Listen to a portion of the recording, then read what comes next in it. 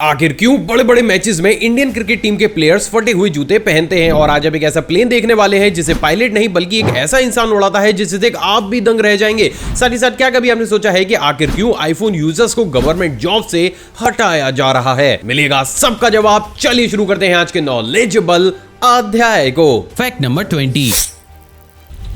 Guys, normally हम ice cubes का इस्तेमाल अपनी ड्रिंक को ठंडा करने के लिए करते हैं, लेकिन वही बात अगर मलेशिया की जाए तो कहानी में ट्विस्ट है। असल में बहुत ही कम लोगों को ये मालूम होगा, लेकिन मलेशिया में सो दियू नाम की डिश बहुत बड़े स्केल पर फेमस है, जिसमें बर्फ के टुकड़ों को भूनकर उनके ऊपर अलग अलग तरीके के मसालों को लगाकर सर्व किया जाता है। अब इंटरेस्टिंग बात यह है दोस्तों कि मलेशिया के अंदर ये डिश इतने बड़े स्केल पर फेमस है कि इसकी महज 500 ग्राम की ही कीमत इंडियन करेंसी के हिसाब से लगभग 1200 रुपए के आसपास है। एंड ऑनेस्टली मुझे ये समझ में नहीं आता है कि सिर्फ बर्फ के टुकड़ों पर मसाला लगाकर इन्हें कौन सा ऐसा टेस्ट आ जाता है। Fact number 19। गाइस, हम सभी को पता है कि एक टैटू बनाने के लिए इंक और मशीन का इस्तेमाल किया जाता है, लेकिन क्या आपको पता है कि अब वेस्टर्न कंट्रीज में ये ट्रेंड बहुत तेजी के साथ बदल रहा है। असल में आप ये जानकर दंग रह जाएंगे, लेकिन बहुत सी वेस्टर्न कंट्रीज में अब टैटूज को इंक या फिर मशीन से नहीं बल्कि सुई और धागे से सिलकर कुछ इस तरीके से बनाया जाता है। हालांकि ये कॉन्सेप्ट है तो काफी ज्यादा अजीब, क्योंकि इसमें इन्फेक्शन होने के चांसेस काफी ज्यादा रहते हैं, लेकिन फिर भी टैटू लवर्स प्रेजेंट डेट में इसी ट्रेंड को बहुत बड़े स्केल पर फॉलो कर रहे हैं। अजीब लेकिन सच। Fact number 18। गाइस, नॉर्मली हर एक कंट्री में छोटे बच्चे सॉफ्ट टॉय से बहुत बड़े स्केल पर खेलते हैं, क्योंकि टेक्निकली इन्हें बनाया ही छोटे बच्चों के खेलने के लिए जाता है। लेकिन क्या आपको पता है कि इस दुनिया में एक ऐसी कंट्री भी मौजूद है जहां पर अगर किसी भी पेरेंट ने अपने छोटे बच्चों को सॉफ्ट टॉय से खेलने के लिए इजाजत दे दी तो उन्हें सीधा का सीधा जेल में डाल दिया जाएगा। असल में गाइस, मैं बात कर रहा हूं साउ टॉम एंड प्रिंसिप कंट्री की, जहां की लॉ के अनुसार आप कभी भी छोटे बच्चों को सॉफ्ट टॉय से खेलने के लिए उन्हें नहीं दे सकते। और ऐसा सिर्फ और सिर्फ इसलिए है दोस्तों क्योंकि एक रिसर्च से बात पूरी तरीके से साफ हो चुकी है कि इन तरीके के सॉफ्ट टॉयज में बैक्टीरिया बहुत बड़ी क्वांटिटी में पनपते हैं, लेकिन क्योंकि हम लोग इन सॉफ्ट टॉयज को ज्यादा धोते नहीं हैं तो इनसे छोटे बच्चों की बीमार होने के चांसेस भी काफी ज्यादा बढ़ जाते हैं, जिसके चलते हुए अपने कंट्री में बच्चों को सेफ रखने के लिए इस कंट्री ने इस अजीब से नियम को पारित कर दिया है। वैसे क्या ये चीज सही है या फिर गलत, आप अपनी राय नीचे कमेंट सेक्शन में दीजिएगा जरूर। Fact number 17। गाइस, क्या आपको पता है कि साउथ कोरिया इस पूरी दुनिया की सबसे पहली ऐसी कंट्री बन चुकी है जिसने अभी हाल ही में एक ह्यूमनॉइड पिबोट को बनाकर तैयार कर लिया है। असल में गाइस, ये एक एआई पावर रोबोट है जिसको कि प्रेजेंट डेट में एक एयरप्लेन चलाने की ट्रेनिंग दी जा रही है। अमेजिंग बात यह है दोस्तों कि साउथ कोरियंस का कुछ ऐसा कहना है कि जिस स्पीड से ये रोबोट चीजों को सीखता हुआ चला जा रहा है, साल 2026 में इसे साउथ कोरिया में ऑफिशियली पायलट के लिए भर्ती दे दी जाएगी। और कहीं ना कहीं हमें ये चीज रियलाइज कराती है कि आगे चलकर हम टेक्नोलॉजी पर कितना ज्यादा डिपेंड होने वाले हैं। सच में डरावना। Fact number 16। गाइस, एक वो दौर था जब किसी भी टेक्निकल या फिर इंपॉर्टेंट काम को करने के लिए करोड़ों रुपए देकर स्किल्ड लोगों को हायर किया जाता था, लेकिन क्या आपको पता है कि हम टेक्नोलॉजी के आड़ में इतना ज्यादा आगे बढ़ चुके हैं जिसकी अब कोई भी हद नहीं है, और उसी का ही जीता जागता एग्जांपल ये फैक्ट है। असल में भी हाल ही में नेटफ्लिक्स ने पब्लिकली ये अनाउंस कर दिया है कि उन्हें एक एआई मैनेजर की जरूरत है जो कि आर्टिफिशियल इंटेलिजेंस के जरिए उनकी कंपनी के काम को आसान करे। अब इंटरेस्टिंग बात यह है दोस्तों कि इस कंपनी ने यह कह दिया है कि उस एआई मैनेजर को सालाना 7.4 करोड़ रुपए की सैलरी भी दी जाएगी, जो कि सीधा सीधा उसके डेवलपर्स पर जाएगी। और इसलिए ये पूरी दुनिया की अभी तक की सबसे ज्यादा महंगी एआई रिक्रूटमेंट भी बन चुकी है। अजीब लेकिन सच। Fact number 15।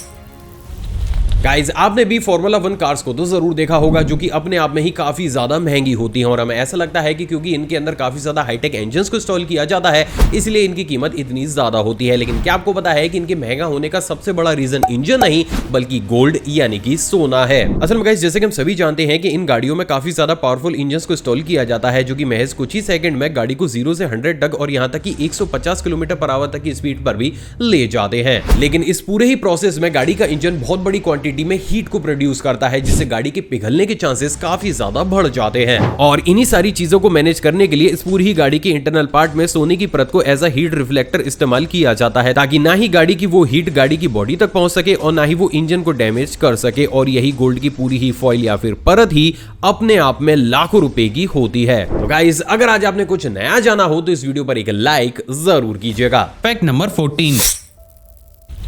गाइस जैसे कि हम सभी जानते हैं कि हर एक बास्केटबॉल के अंदर हवा को भरा जाता है, लेकिन क्या आपको पता है कि आगे आने वाले समय में बास्केटबॉल फेडरेशन इस चीज को बैन करने वाली है। असल में एक बास्केटबॉल पर प्लेयर की ग्रिप और वो जमीन पर पड़ने के बाद कितना ज्यादा बाउंस करेगी टोटली डिपेंड करता है उसके अंदर भरी हुई हवा पर। लेकिन क्योंकि टेम्परेचर बदलने की वजह से बास्केटबॉल के अंदर भी एयर प्रेशर बदलता रहता है, तो अक्सर मैच के दौरान प्लेयर्स को खेलने में काफी ज्यादा दिक्कतों का सामना करना पड़ता है, जिसके चलते हुए अब बहुत ही जल्द बास्केटबॉल फेडरेशन एक ऐसी बॉल को इंट्रोड्यूस करने वाली है जिसके अंदर हवा को भरा ही नहीं जाएगा। एंड टेक्निकली अगर ऐसा हो जाता है तो ये हम सब के लिए एक बहुत बड़ा चेंज होगा। Fact number 13।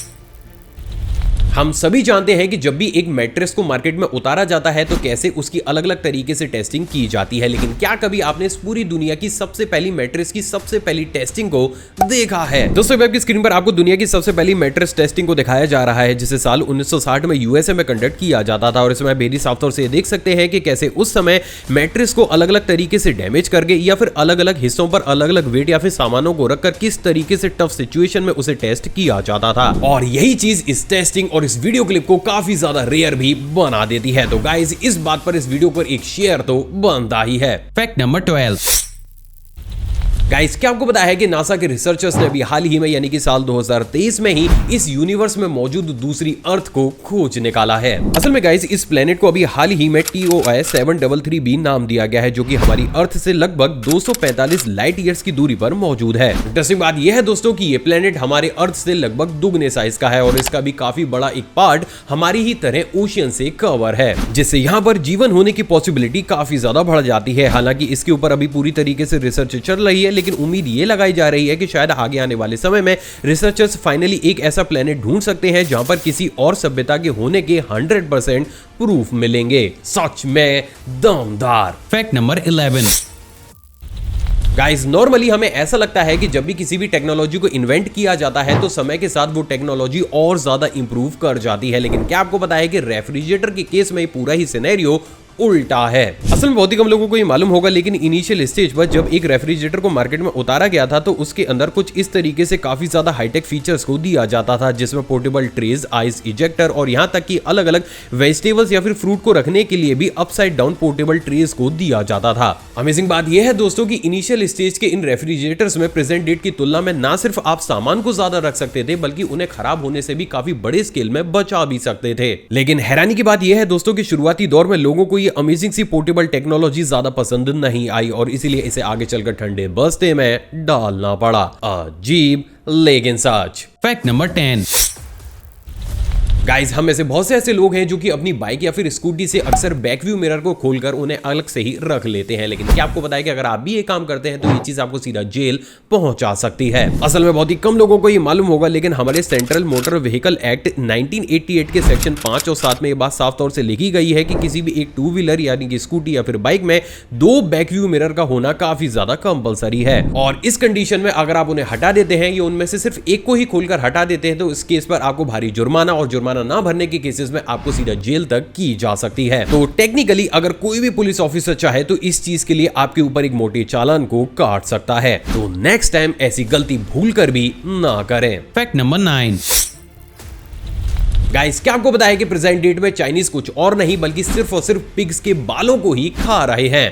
पर क्यों? असल में चाइनीज का कुछ ऐसा मानना है कि क्योंकि पिग के बालों में कैराटीन बहुत बड़ी मात्रा में पाया जाता है, तो अगर वो उन्हें बहुत बड़े स्केल पर डेली बेसिस पर कंज्यूम करेंगे तो ये कैराटीन उनकी बॉडी के अंदर जाकर उनके भी बालों और नेल्स को काफी ज्यादा हेल्दी बना देगा। अब इंटरेस्टिंग बात यह है दोस्तों कि इसी चीज को फॉलो करते हुए अब प्रेजेंट डेट में चीन के अंदर इतने बड़े स्केल में पिग के बालों को खाया जा रहा है कि यहाँ पर हर दिन लगभग 4000 से लेकर 5000 पिग्स को पूरी तरीके से शेव कर दिया जाता है। कॉम्प्लिकेटेड लेकिन सच। Fact number 8।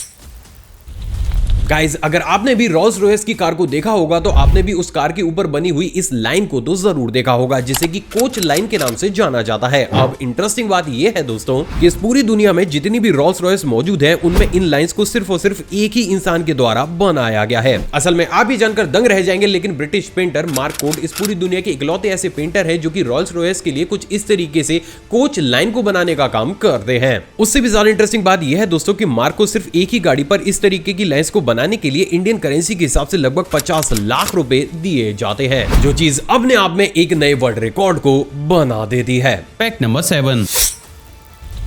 गाइस बचपन से ही हमें यह पढ़ाया जाता है कि एक फिश कभी भी पानी के अंदर हम इंसानों की तरह ना ही खड़ी हो सकती है और ना ही अपने पैरों पर चल सकती है। लेकिन क्या आपको पता है कि अभी हाल ही में रिसर्चर्स ने एक ऐसी रेयर फिश को भी खोज निकाला है जो कि पानी के अंदर हम इंसानों की तरह अपने पैर से चल भी सकती है। असल में गाइस अभी आपकी स्क्रीन पर आपको जो फिश दिख रही है वो वही रेयर फिश स्पीशी है जिसे अभी हाल ही में मरीन रिसर्चर्स ने खोज कर निकाला है। अब इंटरेस्टिंग बात यह है दोस्तों कि ये फिश एक ट्राइपॉड की तरह पानी के अंदर स्टेबल हो सकती है और यही वो कारण है जिसके चलते हुए इसे ट्राइपॉड फिश का ही नाम दिया गया है और यही चीज इस फिश को काफी ज्यादा रेयर और यूनिक भी बना देती है। Fact number 6।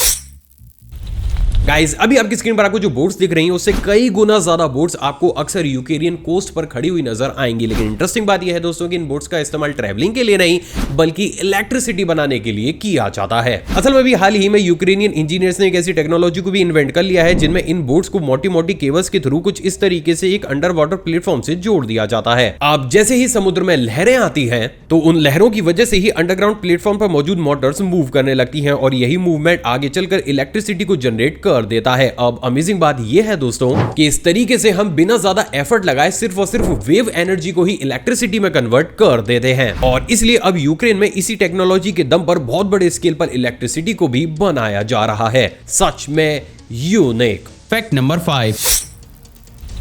गाइस क्या आपको बताया कि अभी हाल ही में जापान की मित्सुबिशी कंपनी ने दुनिया के सबसे ज्यादा डार्क ब्लैक जेल पेन को बनाकर तैयार कर लिया है। अमेजिंग बात यह है दोस्तों कि इस कंपनी का कुछ ऐसा कहना है कि उनके द्वारा किए गए एक ट्रायल से यह बात पूरी तरीके से क्लियर हो चुकी है कि अगर कोई भी स्टूडेंट इस पेन का यूज करते हुए पेपर पर कुछ भी लगता है तो उसका दिमाग उसे ज्यादा लंबे समय तक याद रख पाता है। अब हालांकि ऐसा है या फिर नहीं ये तो कोई भी नहीं जानता है, लेकिन इस इंक को बनाने के बाद इस कंपनी के नाम सबसे ज्यादा डार्क इंक को बनाने के एक अमेजिंग से वर्ल्ड रिकॉर्ड को तो कर ही दिया गया है। Fact number 4।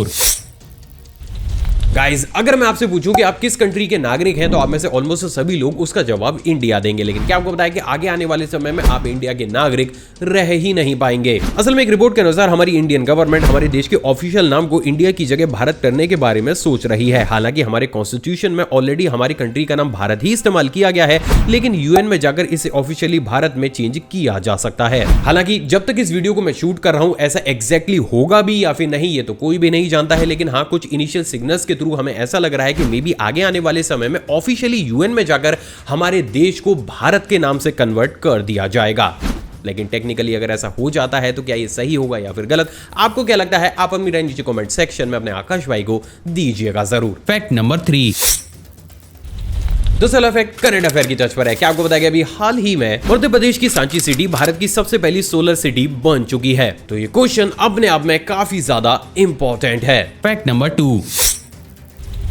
आखिर क्यों आईफोन यूजर्स को गवर्नमेंट जॉब से हटा दिया जाएगा? असल में गाइस ये चीज सुनने के बाद आपके दिमाग में ये जरूर आई होगी भलाई अजीब सी चीज किसी भी जगह पर होगी ही क्यों।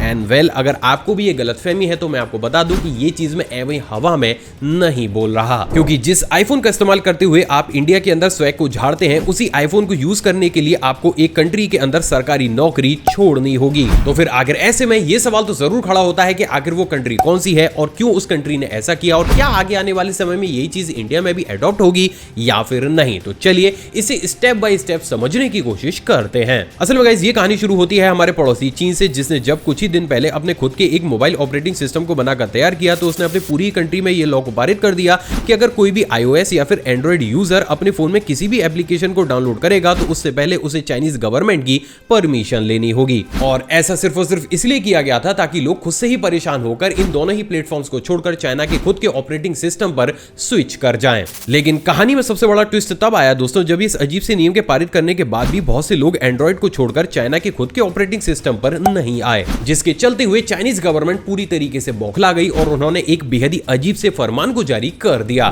जिसमें उन्होंने साफ तौर से यह कहा कि हमारी कंट्री में जितने भी गवर्नमेंट एम्प्लॉयज मौजूद हैं अगर वो आईफोन का इस्तेमाल करना चाहते हैं तो उन्हें काफी मोटे जुर्माने को देना होगा। जिसके बाद बहुत से आईफोन यूजर्स ने फिर भी आईफोन को नहीं छोड़ा और उन्होंने इसके लिए फाइन को भी गवर्नमेंट को सबमिट कर दिया, जिसके चलते हुए जब चाइनीज गवर्नमेंट को यह लगा कि उनका मकसद सीधा हो ही नहीं पा रहा तो उन्होंने अभी हाल ही में एक ऐसी पॉलिसी को लागू कर दिया है जिसके तहत चाइना के अंदर कोई भी गवर्नमेंट एम्प्लॉय कभी भी आईफोन का इस्तेमाल कर ही नहीं सकता है और अगर वो ऐसा करता है तो उसे जॉब से सीधा निकाल दिया जाएगा। अब इंटरेस्टिंग बात यह है दोस्तों कि चाइनीज गवर्नमेंट ने इसके पीछे ये लॉजिक दिया कि उन्हें ऐसा लगता है कि iOS उनकी सेंसिटिव जानकारी को चीन से बाहर भेजकर यूएसए में भेज देगा। हालांकि ये बात कितनी सच है या फिर कितनी झूठ ये तो एप्पल और चाइनीज गवर्नमेंट ही जानते हैं, लेकिन इसके साथ ही चीन का साथ देने के के लिए देखते ही देखते नॉर्थ कोरिया भी खड़ा हो गया है और अब ये कहा जा रहा है कि आगे आने वाले महज 2 से 3 महीनों के अंदर ही नॉर्थ कोरिया भी इसी पॉलिसी को अप्लाई कर देगा। तो अब सबसे बड़ा क्वेश्चन तो ये खड़ा होता है कि क्या आगे आने वाले समय में यही चीज हमारे देश में भी अप्लाई हो सकती है या फिर नहीं।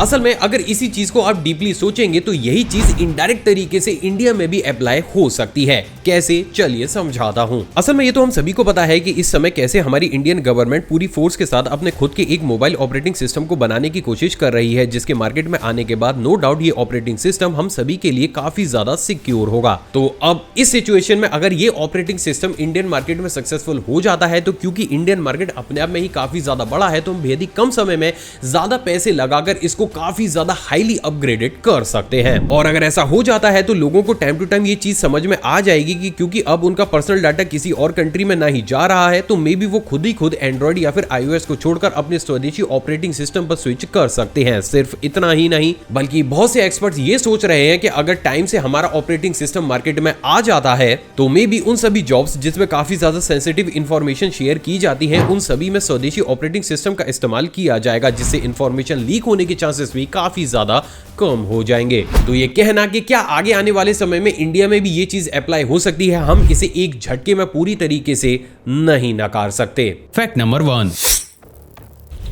आखिर क्यों बड़े बड़े मैचेस में इंडियन क्रिकेट टीम के प्लेयर्स फटे हुए जूते पहनते हैं। असल में गाइस ये बात किसी से भी नहीं छुपी है कि हमारी इंडियन क्रिकेट टीम दुनिया में सबसे ज्यादा पैसे कमाती है, क्योंकि इंडिया के अंदर इस स्पोर्ट को स्पोर्ट नहीं बल्कि इमोशंस के साथ जोड़कर देखा जाता है, जिसके चलते हुए सिर्फ हमारी इंडियन टीम के प्लेयर्स नहीं बल्कि बीसीसीआई भी दुनिया में सबसे ज्यादा बड़े स्केल पर पैसे को कमाती है। और इसलिए कहीं ना कहीं हमारी क्रिकेट टीम को दुनिया में सबसे ज्यादा फैसिलिटीज और टेक्नोलॉजी भी प्रोवाइड कराई जाती है। लेकिन इससे उलट क्या कभी आपने सोचा है कि जितने भी बड़े या फिर मेन मैचेस होते हैं उसमें हमारे क्रिकेट प्लेयर्स जानबूझकर फटे हुए जूतों का ही इस्तेमाल करते हैं? तो फिर आखिर ऐसे में सवाल तो जरूर खड़ा होता है कि भाई हमारी इंडियन क्रिकेट टीम इस अजीब से काम को आखिर करती ही क्यों है। असल में गाइस इसके पीछे का एकमात्र सबसे बड़ा कारण है खुद के पैरों की सेफ्टी करना। असल में गाइस जैसे कि हम सभी जानते हैं कि चाहे नॉर्मल शूज हो, स्पोर्ट शूज हो या फिर क्रिकेट शूज ही क्यों ना हो, उन सभी की शेप आगे से कुछ इस तरीके से हल्की सी राउंड होती है। तो अब अगर इस सिचुएशन में आप इन तरीके की शूज को पहनकर बार बार काफी तेज स्पीड के साथ भागते हैं तो कहीं ना कहीं ये आपके टो के आसपास के एरिया पर प्रेशर को काफी ज्यादा बढ़ा देता है। अब क्योंकि नॉर्मली एक फास्ट बॉलर को डिलीवरी करने से पहले हल्की सी जंप लेकर भी अपने पूरे ही पैर पर अपने पूरे ही वेट को डालना होता है,